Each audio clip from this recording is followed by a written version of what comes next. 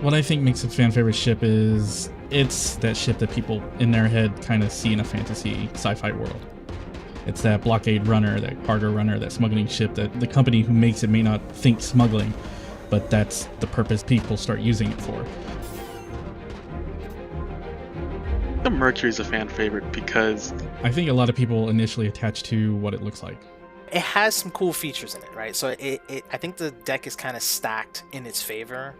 you can haul cargo, you have multi-crew gameplay, you've got scanning, you've got data running. It's kind of a one-size-fits-all that you'd want if you were only going to buy one ship. So the exterior on this ship, the default version will be white, black, and red. That white area on top is basically where all of the tinting gets applied for the ship. Asymmetry is just something different then, so it's a little bit surprising, right? When somebody looks at something and they don't see the same thing on the other side, then there's always like a little bit of wonder maybe. So it's kind of cool because it's kind of like when you get a white SUV, but it's like dual tone and you have the bottom half of the SUV is kind of like the black plastic. That's sort of the way we're treating all of these Crusader ships. When you first walk into a Mercury, basically the feeling should be of sort of open possibilities, right? So the cockpit has these cool retracting seats. They travel all the way to the front and they kind of give you this nice little ride. And then we also have all these physicalized buttons where we actually mapped out all of the buttons that we're going to need for the ship and then add the functionality to those buttons as we implement the gameplay associated with them. The visibility is really good. It's got this open canopy that you can see pretty good in all directions.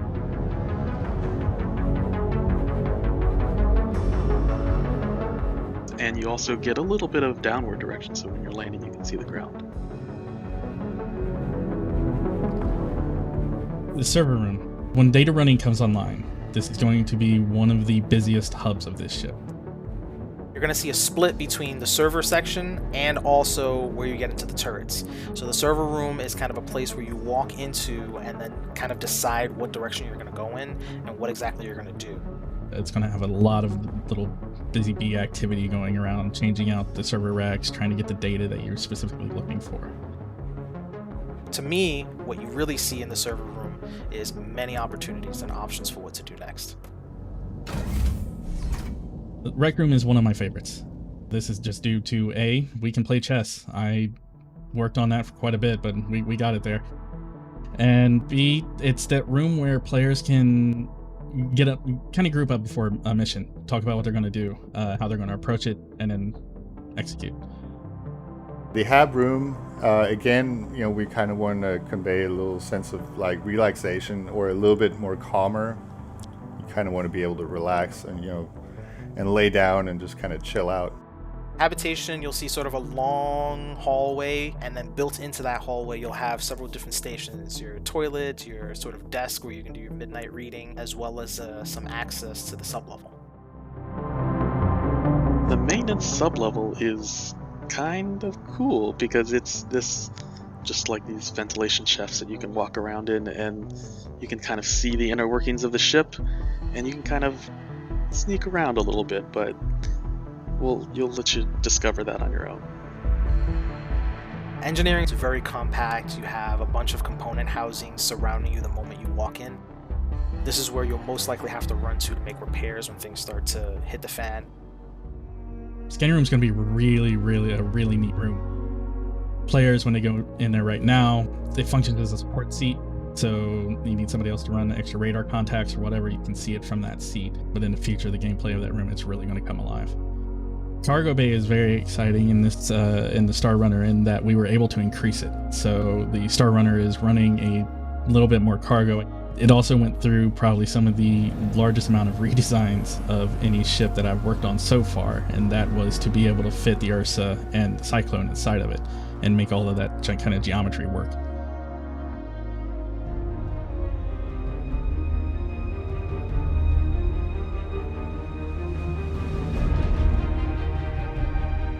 Making this ship was pretty rewarding in the end. The thing I'm hoping players find a lot of joy with is that element of players kind of getting into that ship and having fun doing what they really want to do. As a designer is really what will make me really happy to kind of see it used for those purposes.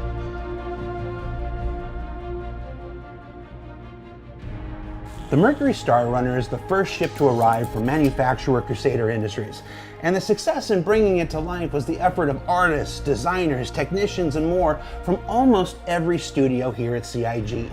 Now, on this, our special Thanksgiving edition of Inside Star Citizen, I'd like to do something a little different and give thanks not only to the folks that you always see on videos, either today or in the past, but to those folks who work behind the scenes that you rarely, if ever, get to see.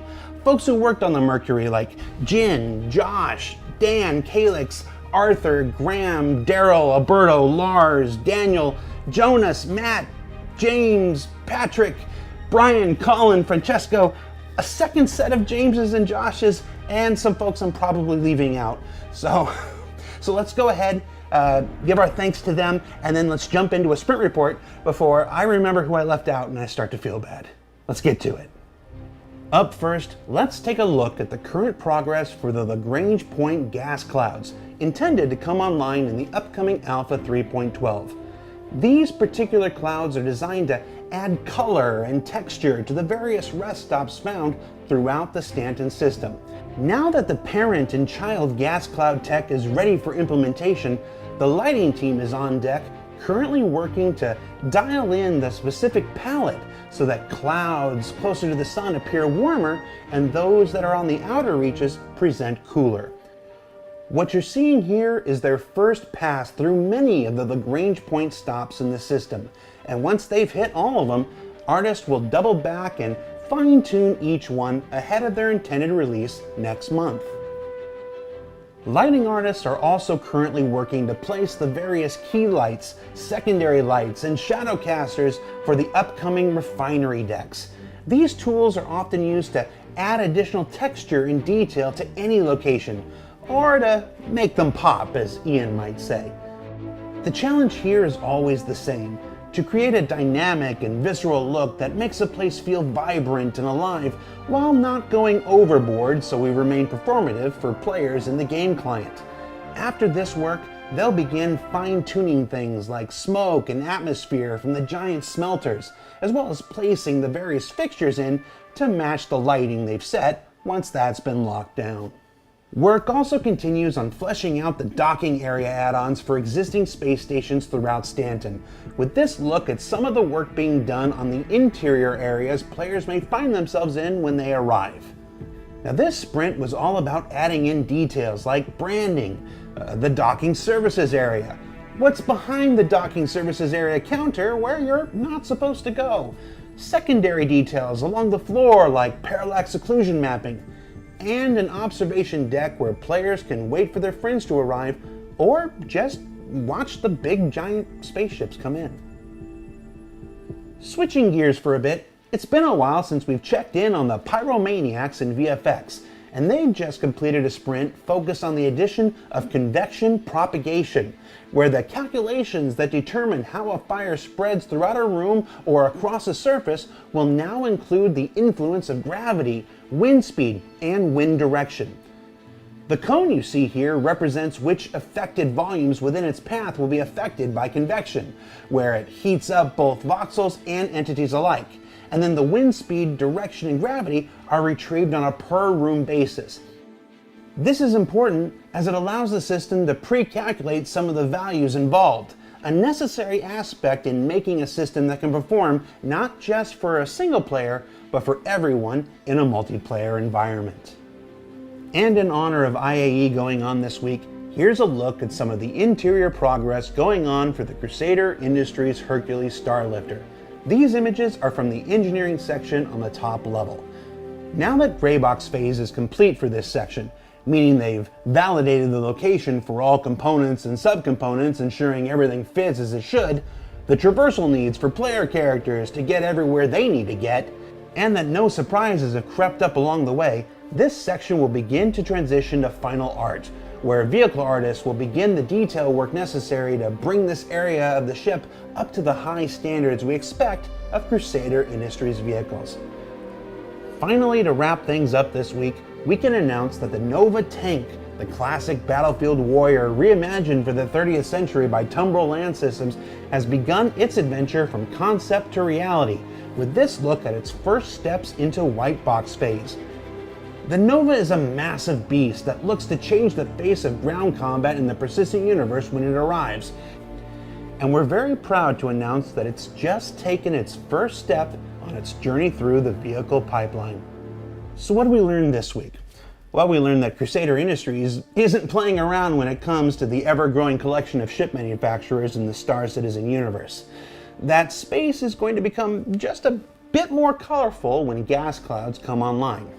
And that we're all just one step closer to living that Tonk life. For Inside Star Citizen, I'm Jared Huckabee, and for everyone at CIG, happy Thanksgiving, everyone. We'll see you next week.